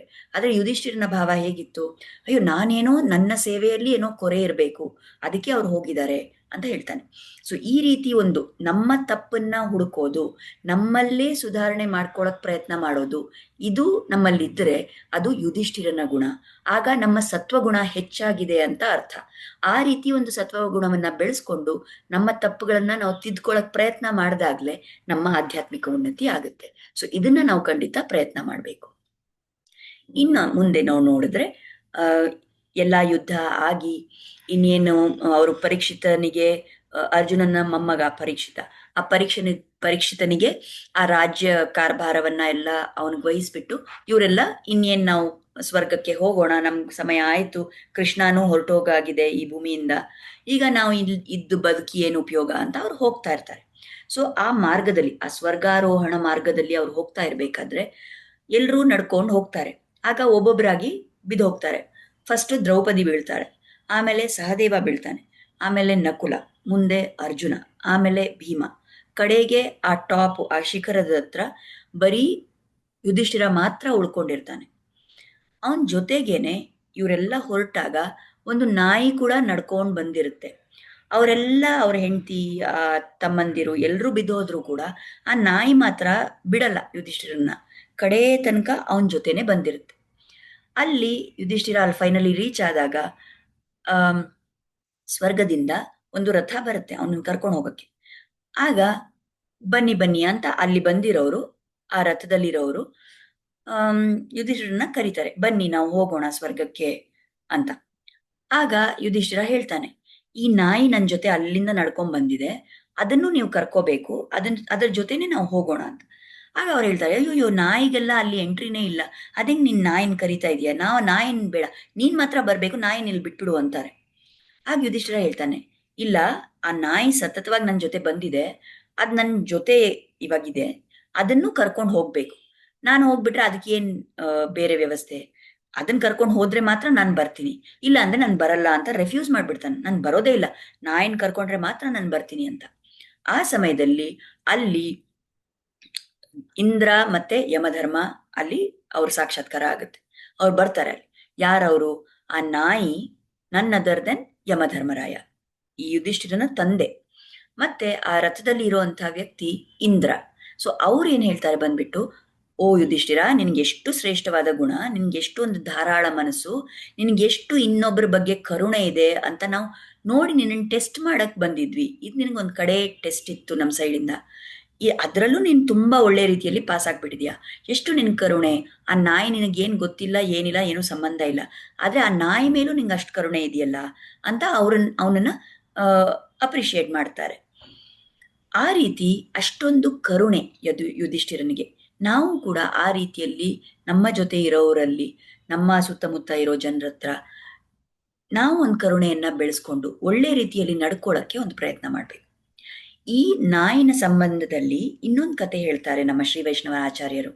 ಏನಪ್ಪಾ ಅಂದ್ರೆ, ಆ ನಾಯಿ ಅಲ್ಲಿ ಬಂದಿರುತ್ತಲ್ಲ, ಆಗ ಬಿಫೋರ್ ಈ ಸ್ವರ್ಗದಿಂದ ಇವರೆಲ್ಲ ಬರಕ್ ಮುಂಚೆ ಆ ನಾಯಿ ಯುಧಿಷ್ಠಿರನ ಹತ್ರ ಮಾತಾಡುತ್ತೆ. ಅದ್ ಹೇಳುತ್ತೆ, ನೋಡು, ನನ್ನ ಮೈ ಮೇಲೆಲ್ಲ ಈ ಕ್ರಿಮಿಗಳೆಲ್ಲ ಇದೆ, ಆ ಕ್ರಿಮಿಗಳು ನಂಗೆ ತುಂಬಾ ಕಷ್ಟ ಕೊಡ್ತಾ ಇದೆ, ಅದನ್ನ ಸ್ವಲ್ಪ ನೀನು ಒದರ್ ಬಿಡು, ಆ ಕ್ರಿಮಿ ಎಲ್ಲ ಹೋದ್ರೆ ನಾನು ಆರಾಮಾಗಿರ್ಬೋದು ಅಂತ ನಾಯಿ ಕೇಳ್ಕೊಳುತ್ತೆ. ಆಗ ಯುಧಿಷ್ಠಿರ, ಸರಿ, ಇದಕ್ಕೇನೋ ಹಿಂಸೆ ಆಗ್ತಾ ಇದೆಯಲ್ಲ, ಆ ಕ್ರಿಮಿಗಳನ್ನ ತೆಗ್ದಾಕ್ಬಿಡೋಣ ಅಂತ ಒದ್ರಕ್ ಹೋಗ್ತಾನೆ. ಆಗ ಆ ಕ್ರಿಮಿಗಳು ಮಾತಾಡ್ತವೆ. ಕ್ರಿಮಿಗಳು ಮಾತಾಡ್ಬಿಟ್ಟು ಹೇಳ್ತವೆ, ಏನ್ ಯುಧಿಷ್ಠಿರ ರಾಜ, ನೀನ್ ನಾಯಿಗ್ ಮಾತ್ರ ರಾಜಾನ, ನಮಗೂ ರಾಜ ಅಲ್ವಾ ನೀನು? ಇವಾಗ ಈ ನಾಯಿ, ಆ ನಾಯಿನ ಮೈ ಮೇಲೆ ಇತ್ಕೊಂಡು ನಾವು ಜೀವನ ನಡ್ಸ್ಕೊತಾ ಇದೀವಿ, ನಾವು ಬಾಳ್ತಾ ಇದೀವಿ. ನೀನ್ ನಮ್ಮನ್ನ ಇಲ್ಲಿಂದ ಒದರಾಕ್ಬಿಟ್ರೆ ನಮ್ಗೆ ಹೇಗೆ ಜೀವನ? ನಾವು ಹೆಂಗ್ ಬದುಕ್ತೀವಿ? ನಾವು ಸತ್ತೋಗಲ್ವಾ? ಅದ್ ನಿನ್ ಕರ್ತವ್ಯ ಅಲ್ವಾ? ನಮ್ಮನ್ನು ನೋಡ್ಕೋಬೇಕು ಅಲ್ವಾ ಅಂತ ಕೇಳ್ತವೆ ಆ ಕ್ರಿಮಿಗಳು. ಆಗ ಯುಧಿಷ್ಠಿರನಿಗೆ ಅನ್ಸುತ್ತೆ, ಅಯ್ಯೋ ಕರೆಕ್ಟ್ ಅಲ್ಲ, ನಾಯಿ ಹೇಳ್ತಾ ಇರೋದು ಸರಿ, ಅದಕ್ಕೆ ಹಿಂಸೆ ಆಗ್ತಾ ಇದೆ. ಆದ್ರೆ ಈ ಕ್ರಿಮಿಗಳು ಹೇಳ್ತಾ ಇರೋದು ಕರೆಕ್ಟ್ ಅಲ್ಲ, ನನ್ ಕ್ರಿಮಿಗಳನ್ನ ತೆಗ್ದಾಕ್ಬಿಟ್ರೆ ಅವ್ರು ಎಲ್ಲಿ ಹೋಗ್ತಾರೆ? ಅವ್ರು ಸತ್ತೋಗಲ್ವಾ? ಆಗ ನಾನ್ ಅಪರಾಧ ಮಾಡ್ದಂಗ ಆಗಲ್ವಾ ಅಂತ ವಿಚಾರ ಮಾಡ್ತಾನೆ, ಏನ್ ಮಾಡೋದು ಅಂತ. ಆಮೇಲೆ ಅವನ್ಗೊಂದು ತೋಚುತ್ತೆ. ಅವ್ನು ಏನ್ ಮಾಡ್ತಾನೆ ಅಂದ್ರೆ, ಹೇಳ್ತಾನೆ ಆ ಕ್ರಿಮಿಗಳ ಹತ್ರ, ನೀವೇನ್ ಬೇಜಾರ್ ಮಾಡ್ಕೋಬೇಡಿ, ನಿಮ್ಮನ್ನು ನಾನು ಕಾಪಾಡ್ತೀನಿ. ಈಗ ನಾಯಿ ಪಾಪ ನಿಮ್ಮಿಂದ ಕಷ್ಟ ಆಗ್ತಾ ಇದೆ, ಸೊ ನಿಮ್ಮನ್ನ ನಾಯಿಯಿಂದ ನಾನು ತೆಗ್ದು ಹಾಕ್ತೀನಿ, ಆದ್ರೆ ನಿಮಗೇನು ಕಷ್ಟ ಆಗದೆ ಇರೋ ತರ ನೋಡ್ಕೋತೀನಿ ಅಂತ ಹೇಳ್ತಾನೆ. ಏನ್ ಮಾಡ್ತಾನೆ ಯುಧಿಷ್ಠಿರ ಅಂದ್ರೆ, ಆ ಕ್ರಿಮಿಗಳನ್ನ ನಾಯಿನ ಮೈಯಿನಿಂದ ತೆಗೆದ್ಬಿಟ್ಟು ತನ್ ಮೈ ಮೇಲೆ ಬಿಟ್ಕೋತಾನೆ. ಸರಿ, ಇವಾಗ ನೀವು ನನ್ ಮೈಯಲ್ಲಿ ಬದ್ಕೊಂಡು ನಿಮ್ಗೆ ಆಹಾರ ಸಿಗುತ್ತೆ, ನೀವು ನನ್ ಮೇಲೆ ಬದುಕೊಳ್ಳಿ ಅಂತ ಹೇಳ್ತಾನೆ. ಆ ಸಮಯದಲ್ಲೇ ಕೂಡ ಅಲ್ಲಿ ಧರ್ಮರಾಯ ಮತ್ತು ಆ ಇಂದ್ರ ಬರ್ತಾರೆ. ಆ ಧರ್ಮರಾಯ ಆ ನಾಯಿ ಅಂಡ್ ಇಂದ್ರ ಆ ಕ್ರಿಮಿಗಳ ರೂಪ ತಗೊಂಡ್ ಬಂದಿರ್ತಾನೆ. ಸೊ ಈ ಕಥೆಯನ್ನು ನಮ್ಮ ಆಚಾರ್ಯರು ಹೇಳ್ತಾರೆ. ಅಂದ್ರೆ ಎಷ್ಟರ ಮಟ್ಟಿಗೆ ಕರುಣೆ ಅನ್ನೋದೇ ಅಲ್ಲ, ಆದ್ರೆ ತನ್ನ ಸ್ವಾರ್ಥವನ್ನ ನೋಡದೆ ಪರರಿಗೆ ಒಳ್ಳೇದಾಗ್ಬೇಕು ಅನ್ನೋ ಒಂದು ಭಾವ, ಆ ಪರೋಪಕಾರದ ಮನಸ್ಸು ಎಷ್ಟು ಇದೆ ಯುಧಿಷ್ಠಿರನಲ್ಲಿ ಅಂತ ನಮಗೆ ಹೇಳ್ಕೊಡಕ್ಕೆ ಈ ಕಥೆಯನ್ನ ಆಚಾರ್ಯರು ಹೇಳ್ತಾರೆ. ಸೊ ಇದರಿಂದ ಕೂಡ ನಾವು ತುಂಬಾ ವಿಷಯಗಳನ್ನ ಕಲಿಬಹುದು. ನಮ್ಮ ಜೀವನದಲ್ಲೂ ನಾವು ಎಷ್ಟರ ಮಟ್ಟಿಗೆ ಇದನ್ನ ಒಂದು ಪಾಲನೆ ಮಾಡ್ಬೋದು. ನಾವು ಸಾಮಾನ್ಯವಾಗಿ ನಮ್ಮ ಲೋಕದಲ್ಲೇ ಇರ್ತೀವಿ, ಏನೇ ಆದ್ರೂ ನನಗೆ ಏನ್ ಸರಿ ಹೋಯ್ತಾ, ನನಗೇನ್ ತಪ್ಪಾಯ್ತಾ ಅದನ್ನೇ ನಾನು ನೋಡ್ತಾ ಇರ್ತೀನಿ. ಆ ತರ ಒಂದು ನ್ಯಾರೋ ಮೈಂಡೆಡ್ನೆಸ್ ನಮ್ಮಲ್ಲಿ ಇರುತ್ತೆ. ಈಗೇನೋ ನಾವು ಫಾರ್ ಎಕ್ಸಾಂಪಲ್ ಅನ್ಕೊಳ್ಳಿ, ನಾವು ಏನೋ ಒಂದು ಆರ್ಡರ್ ಮಾಡಿದ್ದೀವಿ ಆನ್ಲೈನ್, ಅದು ಬರೋದಕ್ಕೆ ಸ್ವಲ್ಪ ಲೇಟ್ ಆಯ್ತು, ನನಗೇನು ಅದು ತುಂಬಾ ಅರ್ಜೆಂಟಾಗಿ ಬೇಕಾಗಿರಲ್ಲ, ಅವ್ರೇನೋ 15 ನಿಮಿಷಕ್ಕೆ ಬದಲು ಅರ್ಧ ಗಂಟೆನಲ್ಲಿ ಬಂದ್ರು ಅಂದ್ರೆ ಎಷ್ಟು ನಾವು ಕೋಪಿಸ್ಕೋತೀವಿ ಆ ಡೆಲಿವರಿ ಮನುಷ್ಯರ ಮೇಲೆ. ಅವ್ರಿಗೇನೋ ಒಂದು ಕಷ್ಟ ಆಗಿರ್ಬೋದು, ರೋಡಲ್ಲಿ ಏನೋ ಟ್ರಾಫಿಕ್ ಆಗಿರ್ಬೋದು, ಅಥವಾ ಬೇರೆ ಏನೋ ಇಶ್ಯೂ ಇರ್ಬೋದು, ಅದನ್ನ ನಾವು ಅರ್ಥ ಮಾಡ್ಕೊಳಕ್ ಹೋಗಲ್ಲ. ನಮ್ಗೆ ಕಷ್ಟ ಆಯ್ತಾ, ನಮ್ಮ ಸ್ವಾರ್ಥವಾಗಿ ನಮ್ಮದೆಲ್ಲ ಸರಿಯಾಗಿ ನಡ್ಕೊಂಡು ಹೋಗ್ಬೇಕು, ನಮಗೇನೋ ಒಂದು ಡಿಸ್ಕಂಫರ್ಟ್ ಆಗಬಾರ್ದು, ಬೇರೆಯವ್ರಿಗೆ ಏನಿದ್ರು ನಾವು ಅದ್ರ ಬಗ್ಗೆ ಕಾಳಜಿನೇ ಮಾಡಲ್ಲ. ಆ ಥರ ಇರದೆ ಈ ಯುಧಿಷ್ಠಿರನಲ್ಲಿ ಇದ್ದಿದ್ದ ಈ ಗುಣವನ್ನ ನಾವು ಕೂಡ ಬೆಳೆಸ್ಕೊಳ್ಳಕ್ಕೆ ಪ್ರಯತ್ನ ಮಾಡ್ಬೇಕು. ಅದಕ್ಕೆ ಈ ಕಥೆಯನ್ನ ನಾವು ತಿಳ್ಕೋಬೇಕು. ಮುಂದೆ ನಾವು ನೋಡಿದ್ರೆ ಹೇಳ್ತಾರೆ, ಈ ಯುಧಿಷ್ಠಿರ ಅವನನ್ನ ಸ್ವರ್ಗಕ್ಕೆ ಕರ್ಕೊಂಡು ಹೋಗಕ್ ಬರ್ತಾರೆ ನಿಜ, ಆದ್ರೆ ಫಸ್ಟ್ ಅವನನ್ನ ನರಕಕ್ಕೆ ಕರ್ಕೊಂಡು ಹೋಗ್ತಾರೆ. ನರಕಕ್ಕೆ ಕರ್ಕೊಂಡು ಹೋದಾಗ ಅಲ್ಲಿ ಅವನ್ ನೋಡ್ತಾನೆ ಎಷ್ಟೆಲ್ಲ ಕಷ್ಟ ಇದೆ, ಅವನ್ ತಮ್ಮಂದಿರೆಲ್ಲ ಅಲ್ಲಿದ್ದಾರೆ, ಸ್ವರ್ಗದಲ್ಲಿ ಕೌರವರೆಲ್ಲ ಇದ್ದಾರೆ. ಆಮೇಲೆ ಈ ನರಕಕ್ಕೆ ಹೋದ್ಮೇಲೆ ಅಲ್ಲಿ ಸ್ವರ್ಗಕ್ಕೆ ಹೋಗ್ತಾನೆ. ಈಗ ಪ್ರಶ್ನೆ ಏನಂದ್ರೆ, ಯುಧಿಷ್ಠಿರ ಧರ್ಮವಂತ, ಅವನ್ ಸದಾ ಕಾಲ ಧರ್ಮದ ದಾರಿಯಲ್ಲಿ ನಡೆದಿದ್ದು, ಮತ್ ಯಾಕೆ ಅವನ್ಗೆ ಆ ನರಕದ ಒಂದು ದೃಶ್ಯ ನೋಡೋ ಅಂತ ದುಃಖ? ಅಷ್ಟ್ರ ಮಟ್ಟಿಗೆ ಅವ್ನ್ ಯಾಕೆ ನರಕಕ್ಕೆ, ಆ ಸ್ವಲ್ಪ ಕ್ಷಣನೇ ಇರ್ಬೋದು, ಆದ್ರೆ ಯಾತಕ್ಕೋಸ್ಕರ ಅವನ ಆ ನರಕಕ್ಕೆ ಹೋಗ್ಬೇಕಾಗ್ ಬಂತು ಅಂದ್ರೆ, ಇಲ್ಲಿ ಆಚಾರ್ಯರು ತುಂಬಾ ಒಂದು ಗೂಢವಾದ ವಿಷಯವನ್ನ ಹೇಳ್ತಾರೆ. ಏನಂದ್ರೆ ಅವನು ಸತ್ಯವನ್ನೇ ಪಾಲನೆ ಮಾಡ್ಕೊಂಡ್ ಬಂದ, ಸದಾ ಜೀವನದಲ್ಲಿ ಧರ್ಮದ ದಾರಿಯಲ್ಲೇ ಇದ್ದ. ಆದ್ರೆ ಒಂದು ವಿಷಯದಲ್ಲಿ ಅವನು ಒಂದು ಚಿಕ್ಕದಾಗಿ ತಪ್ಪು ಮಾಡ್ದ. ಏನದು ತಪ್ಪು ಅಂದ್ರೆ, ನಮ್ಗೆಲ್ರಿಗೂ ಗೊತ್ತು ಯುದ್ಧದ ಸಮಯದಲ್ಲಿ ಹೇಗೆ ದ್ರೋಣಾಚಾರ್ಯರು ಅವರು ತುಂಬಾ ಇದಾಗಿ ಜೋರಾಗಿ ಯುದ್ಧ ಮಾಡ್ತಾ ಇದ್ರು. ಅವ್ರನ್ನ ಕೊಲ್ಲಕ್ ಬೇರೆ ದಾರಿನೇ ಇಲ್ಲ. ಆಗ ಕೃಷ್ಣ ಏನ್ ಹೇಳ್ಕೊಟ್ಟಿದ್ದ, ಅವರೆಲ್ಲಾ ಅವರ ಮಮತೆ, ಅವರ ಇದು ತುಂಬಾ ಅವ್ರ ಇಮೋಷನ್ ಎಲ್ಲ ಆ ಅಶ್ವತ್ಥಾಮನ್ ಮೇಲಿದೆ. ಅಶ್ವತ್ಥಾಮನ್ಗೆ ಏನೋ ಆಯ್ತು ಅಂತ ಗೊತ್ತಾದ್ರೆ ಆಗ ಅವರು ಯುದ್ಧನೇ ಮಾಡೋದ್ ನಿಲ್ಸ್ಬಿಡ್ತಾರೆ. ಸೊ ಆ ತರ ಹೇಳ್ಬೇಕು, ಅಶ್ವತ್ಥಾಮ ಹೋಗ್ಬಿಟ್ಟಿದಾನೆ ಅಂತ ಹೇಳ್ಬೇಕು ಅಂತ ಕೃಷ್ಣ ಒಂದು ಐಡಿಯಾ ಕೊಡ್ತಾನೆ. ಆಗ ಭೀಮ ಅಲ್ಲಿ ಓಡಾಡ್ಕೊಂಡು ಹೋಗ್ತಾನೆ. ಈ ಯುಧಿಷ್ಠಿರನಿಗೆ ನೀನು ಹೇಳ್ಬೇಕು ಅಂತ ಹೇಳಿದಾಗ ಯುಧಿಷ್ಠಿರ ಏನ್ ಹೇಳ್ತಾನೆ, ಇಲ್ಲ ಇಲ್ಲ ನಾನ್ ಸುಳ್ಳು ಹೇಳಲ್ಲ, ಅದು ತಪ್ಪು ಹಂಗ್ ಹೇಳೋದು ಅಂತ ಹೇಳ್ತಾನೆ.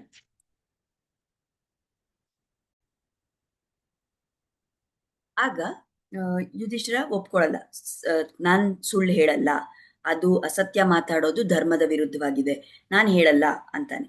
ಆಗ ಭೀಮ ಏನ್ ಮಾಡ್ತಾನೆ, ಸರಿ ನೀನ್ ಸುಳ್ಳು ಹೇಳಲ್ಲ ಅಂದ್ರೆ ನಾನೊಂದ್ ಕೆಲಸ ಮಾಡ್ಕೊಂಡ್ ಬರ್ತೀನಿ ಇರು ಅಂತ ಹೋಗ್ಬಿಟ್ಟು ಒಂದು ಆನೆ, ಅಶ್ವತ್ಥಾಮ ಅಂತ ಹೆಸರಿರುವಂತ ಒಂದು ಆನೆಯನ್ನ ಕೊಲೆ ಮಾಡ್ಬಿಟ್ಟು ಬರ್ತಾನೆ. ಬಂದ್ಬಿಟ್ಟು ಹೇಳ್ತಾನೆ ಯುಧಿಷ್ಠಿರ, ನೋಡು ಇವಾಗ ಈಗ ನೀನ್ ಹೇಳ್ಬೋದು ಅಶ್ವತ್ಥಾಮ ಸತ್ತೋಗಿದ್ದಾನೆ ಅಂತ ಹೇಳ್ಬೋದು ಅಂತ ಹೇಳ್ತಾನೆ. ಸೊ ದ್ರೋಣನ್ ಮುಂದೆ ಹೋಗ್ಬಿಟ್ಟು ಭೀಮ ತುಂಬಾ ಘೋರವಾಗಿ ಒಂದು ಜಯಘೋಷ ಮಾಡ್ಕೊಂಡು ಅಶ್ವತ್ಥಾಮ ಹತಃ ಅಶ್ವತ್ಥಾಮ ಹತಃ ಅಂತಾನೆ. ಆಗ ಅಶ್ವತ್ಥಾಮ ಸತ್ತೋಗಿದ್ದಾನೆ, ನಾನು ಕೊಂದಾಕಿದ್ದೀನಿ ಅವನನ್ನ ಅಂತ ಹೇಳ್ಕೊಂಡು ಓಡಾಡ್ತಾನೆ ಭೀಮ. ಅದನ್ನ ಕೇಳಿಸ್ಕೊಂಡು ದ್ರೋಣಾಚಾರ್ಯರಿಗೆ ತುಂಬಾ ಶಾಕ್ ಆಗುತ್ತೆ. ಆದ್ರೆ ಅವ್ರಿಗೆ ಒಂಥರ ಭೀಮನ್ ಮೇಲೆ ನಂಬಿಕೆ ಇಲ್ಲ, ಯಾಕಂದ್ರೆ ಅವನ್ ಏನಾದ್ರೂ ಹೇಳ್ಬೋದು, ಸುಮ್ನೆನೂ ಹೇಳ್ತಾ ಇರ್ಬೋದು ಅಂತ. ಅದಕ್ಕೆ ಕರೀತಾರೆ ಯುಧಿಷ್ಠಿರನ್ನ. ಯುಧಿಷ್ಠಿರ ಬಾ ಇಲ್ಲಿ, ಏನಿದು, ಇದು ಭೀಮ ಹೇಳ್ತಾ ಇರೋದು ನಿಜಾನಾ ಅಂತ ಕೇಳ್ತಾನೆ. ಆಗ ಯುಧಿಷ್ಠಿರ ಹೌದು ಅಶ್ವತ್ಥಾಮ ಸತ್ತೋಗಿದ್ದಾನೆ ಅಂತ ಜೋರಾಗಿ ಹೇಳ್ಬಿಟ್ಟು ನಿಧಾನಕ್ಕೆ ಅವ್ರಿಗೆ ಕೇಳಿಸ್ದೇ ಇರೋ ತರ ತಲೆ ಬಗ್ಗಿಸ್ಕೊಂಡು ಅಶ್ವತ್ಥಾಮ ಆನೆ ಸತ್ತೋಗಿದ್ದಾನೆ ಅಂತ ಹೇಳ್ತಾನೆ. ಅಂದ್ರೆ ಅವನ್ಗೆ ಅಷ್ಟ್ರ ಮಟ್ಟಿಗೆ ಸತ್ಯವನ್ನೇ ಹೇಳ್ಬೇಕು ಅನ್ನೋದು ಇತ್ತು. ಆದ್ರೆ ಅವನು ಈ ತರ ಮಾಡಿದಾಗ ಇಲ್ಲಿ ತುಂಬಾ ಸೂಕ್ಷ್ಮವಾದ ವಿಷಯ ಇದು. ಆಚಾರ್ಯರು ಹೇಳ್ತಾರೆ, ಅವನು ಸತ್ಯವನ್ನ ಪಟ್ಟು ಹಿಡಿಯೋದು, ಸತ್ಯದ ದಾರಿಯಲ್ಲೇ ನಡ್ಕೊಂಡು ಹೋಗೋದು ಅನ್ನೋದು ಅದು ಸಾಮಾನ್ಯ ಧರ್ಮ. ಈ ಪರಿಸ್ಥಿತಿಯಲ್ಲಿ ಕೃಷ್ಣ ಪರಮಾತ್ಮ ಅವನೇ ಆಜ್ಞೆ ಮಾಡಿದ್ದ, ನೀನು ಈ ತರ ಹೇಳ್ಬೇಕು ಅಂತ. ಆದ್ರೆ ಅದನ್ನ ಮೀರಿ ಸತ್ಯವನ್ನೇ ಹಿಡಿತೀನಿ ಅಂತಾನೆ ಹಿಡ್ಕೊಂಡಿದ್ದ ಅಲ್ಲ ಯುಧಿಷ್ಠಿರ. ಅಂದ್ರೆ ಸಾಮಾನ್ಯ ಧರ್ಮ ಸತ್ಯ ಹೇಳೋದು, ಭಗವಂತನ ಆಜ್ಞಾ ಪಾಲನೆ ಮಾಡೋದು ವಿಶೇಷವಾದ ಧರ್ಮ. ಭಗವಂತ ಏನ್ ಹೇಳ್ತಾನೋ ಆ ಅದನ್ನ ಪಾಲಿಸೋದು ಅದು ಶ್ರೇಷ್ಠವಾದ ಧರ್ಮ. ಸಾಮಾನ್ಯ ಧರ್ಮಕ್ಕಿಂತ ಅದು ಹೆಚ್ಚಿನ ಪಡಿಯಲ್ಲಿದೆ, ಅದು ಹೈಯರ್ ಲೆವೆಲ್. ಅದನ್ನ ಮಾಡದೆ, ಭಗವಂತನ ಆಜ್ಞಾ ಪಾಲನೆ ಮಾಡದೆ ಸಾಮಾನ್ಯ ಧರ್ಮವನ್ನೇ ಫಾಲೋ ಮಾಡ್ತೀನಿ ಅಂತ ಯುಧಿಷ್ಠಿರ ಮಾಡಿದ್ನಲ್ಲ, ಅದು ತಪ್ಪು. ಸೊ ಎಲ್ಲಿ ನಾವು ಭಗವಂತನ ಆಜ್ಞಾ ಪಾಲನೆ ಮಾಡಲ್ವೋ ಅದರ ಪರಿಣಾಮವಾಗಿ ನಾವು ಏನೋ ಒಂದು ದುಃಖವನ್ನ ಅನುಭವಿಸ್ಬೇಕಾಗುತ್ತೆ. ಆ ಕಾರಣದಿಂದ ಇಡೀ ಜೀವನದಲ್ಲಿ ಅವನು ಎಲ್ಲಾ ಕರೆಕ್ಟಾಗಿ ಮಾಡಿದ್ರು ಕೂಡ, ಈ ಪರಿಸ್ಥಿತಿಯಲ್ಲಿ ಅವನು ಸತ್ಯವನ್ನ ಹೇಳಿದ್ರೂ ಕೂಡ ಆ ಒಂದು ಕ್ಷಣ ಸ್ವಲ್ಪ ಅವನು ಆ ನರಕಕ್ಕೆ ಹೋಗಿ ಅಲ್ಲಿ ಒಂದು ಇರ್ಬೇಕಾಯ್ತು. ಆ ಥರ ಅವನಿಗೆ ಪರಿಸ್ಥಿತಿ ಬಂತು. ಇಲ್ಲಿ ನಾವು ಮುಖ್ಯವಾಗಿ ಗಮನಿಸಬೇಕಾಗಿರೋದು ಏನಂದ್ರೆ, ಭಗವಂತ ಹೇಳಿರೋ ಮಾತೇನು, ಸರ್ವಧರ್ಮಾನ್ ಪರಿತ್ಯಜ್ಯ ಮಾಮೇಕಂ ಶರಣಂ ವ್ರಜ ಅಹಂ ತ್ವಾ ಸರ್ವ ಪಾಪೇಭ್ಯೋ ಮೋಕ್ಷಯಿಷ್ಯಾಮಿ ಮಾ ಶುಚಃ. ನಾನು ಎಲ್ಲ ಬೇರೆ ಏನೇನ್ ಧರ್ಮ ಅಂತ ನೀನು ಅನ್ಕೊಂಡಿದೀಯಲ್ಲ ಅದೆಲ್ಲ ನಿನ್ನ ಮೋಕ್ಷಕ್ಕೆ ಕರ್ಕೊಂಡು ಹೋಗಲ್ಲ, ಅದೆಲ್ಲ ನಿನಗೆ ಒಳ್ಳೆ ಗತಿಯನ್ನ ಕೊಡಲ್ಲ, ಅದೆಲ್ಲ ತ್ಯಾಗ ಮಾಡು ನೀನು. ಬೇರೆ ಎಲ್ಲಾ ಧರ್ಮಗಳು ನನಗೆ ಮೋಕ್ಷ ಕೊಡುತ್ತೆ, ಒಳ್ಳೆ ಸದ್ಗತಿಗೆ ಕರ್ಕೊಂಡು ಹೋಗುತ್ತೆ ಅನ್ನೋ ಆ ಭಾವನೆನ ಬಿಟ್ಬಿಡು ನೀನು. ಅದನ್ನೆಲ್ಲ ತ್ಯಾಗ ಮಾಡಿ ನನ್ನ ಶರಣಕ್ ಬಾ, ನಾನ್ ಹೇಳ್ದಂಗ್ ನೀನ್ ಕೇಳ್ಕೊ. What is the meaning of ನನ್ನ ಶರಣಕ್ ಬಾ ಅಂದ್ರೆ, ನಾನ್ ಹೇಳಿದ ಮಾತು ನೀನ್ ಕೇಳು, ನನ್ನ ಆಜ್ಞಾಪಾಲನೆಯನ್ನ ಮಾಡು. ಸೊ ಸರ್ವಧರ್ಮಗಳನ್ನು ತ್ಯಾಗ ಮಾಡಿ ಮಾಮೇಕಂ ಶರಣಂ ವ್ರಜ, ನನ್ನ ಚರಣಕ್ ಬಾ, ನನಗ್ ಶರಣಾಗಿ ಬಾ ನೀನು ಅಂತ ಭಗವಂತ ಹೇಳಿರುವಾಗ ಈ ಮಾತನ್ನ ಯುಧಿಷ್ಠಿರ ಫಾಲೋ ಮಾಡಲಿಲ್ಲ. ಆ ಒಂದು ಕ್ಷಣ ಅವನದನ್ನ ಸತ್ಯವನ್ನೇ ಹೇಳ್ತೀನಿ ಅಂತ ಸಾಮಾನ್ಯ ಧರ್ಮವನ್ನ ಚೂಸ್ ಮಾಡ್ಕೊಂಡ ನೋಡಿ, ಭಗವಂತನ ಆಜ್ಞೆಯನ್ನ ಮೀರಿ ನಡ್ಕೊಂಡ. ಅದಕ್ಕಾಗಿ ಅವನಿಗೆ ಆ ದುಃಖವನ್ನ ಕ್ಷಣಿಕವಾಗಾದ್ರೂ ಅನುಭವಿಸ್ಬೇಕಾಯ್ತು. ಈ ಎಲ್ಲಾ ವಿಷಯಗಳನ್ನು ನಾವು ಇವತ್ತು ತಿಳ್ಕೊಂಡಿದೀವಿ. ಎಷ್ಟೊಂದು ನಮಗೆ ನೋಡಿದ್ರೆ ಯುಧಿಷ್ಠಿರ ಈ ಶ್ಲೋಕದಲ್ಲಿ ಬಹಳಷ್ಟು ನಾವು ಯಾರು ಸಾಮಾನ್ಯವಾಗಿ ಇಷ್ಟೆಲ್ಲ ವ್ಯಾಖ್ಯೆ ಮಾಡಲ್ಲ. ಆದರೆ ಪರಮ ಕರುಣೆಯಿಂದ ನಮ್ಮ ಶ್ರೀ ವೈಷ್ಣವ ಆಚಾರ್ಯರು ಇದಕ್ಕೆ ಇಷ್ಟೆಲ್ಲ ಒಂದು ಎಕ್ಸ್ಪ್ಲನೇಷನ್ ಕೊಟ್ಟಿದ್ದಾರೆ. ಸ್ವಾಮಿ ರಾಮಾನುಜರು, ಸ್ವಾಮಿ ವೇದಾಂತ ದೇಶಿಕರು, ಇದಕ್ಕೆ ನಾವು ಕೃತಜ್ಞರಾಗಿರಬೇಕು. ಇವತ್ತು ನಾವು ಕಲ್ತಿರೋ ಈ ವಿಷಯಗಳನ್ನೆಲ್ಲ ನಮ್ಮ ಜೀವನದಲ್ಲಿ ಎಷ್ಟರ ಮಟ್ಟಿಗೆ ಆಗುತ್ತೋ ಅಷ್ಟರ ಮಟ್ಟಿಗೆ ನಾವು ಕೂಡ ಅಳವಡಿಸ್ಕೊಳ್ಳೋಕೆ ಪ್ರಯತ್ನ ಮಾಡೋಣ. ಇದರಿಂದ ಈ ಸಮಯದಲ್ಲಿ ಇವಾಗ ಇಷ್ಟೇ ವಿಷಯ ಇರೋದು. ಮುಂದಿನ ಸತ್ಸಂಗದಲ್ಲಿ ಹೋಪ್ಫುಲಿ ಭಗವಂತನ ಕೃಪೆಯಿಂದ ಇನ್ನೂ ಸ್ವಲ್ಪ ರೆಗ್ಯುಲರ್ ಆಗಿ ಮುಂದೆ ನಾವು ನೋಡೋಣ ಮುಂದಿನ ವಿಷಯಗಳನ್ನ. ಇವತ್ತಿಗೆ ಇಲ್ಲಿ ನಾವು ಮುಕ್ತಾಯ ಮಾಡೋಣ. ಈ ಸತ್ಸಂಗವನ್ನು ಪ್ರಾರಂಭಿಸೋದಕ್ಕಾಗಿ ಇಲ್ಲಿ ಈ ವಿಷಯಗಳನ್ನೆಲ್ಲ ತಿಳ್ಕೊಳ್ಳೋ ಅಂತ ಒಂದು ಅವಕಾಶ ನಮಗೆ ಭಗವಂತ ಮಾಡಿಕೊಟ್ಟಿದ್ದಾನೆ. ಅದಕ್ಕಾಗಿ ಶ್ರೀಕೃಷ್ಣ ಮತ್ತು ಗುರುಗಳ ಚರಣಗಳಲ್ಲಿ ಕೃತಜ್ಞತೆಯನ್ನ ಸಲ್ಲಿಸೋಣ. ನಮಸ್ಕಾರ.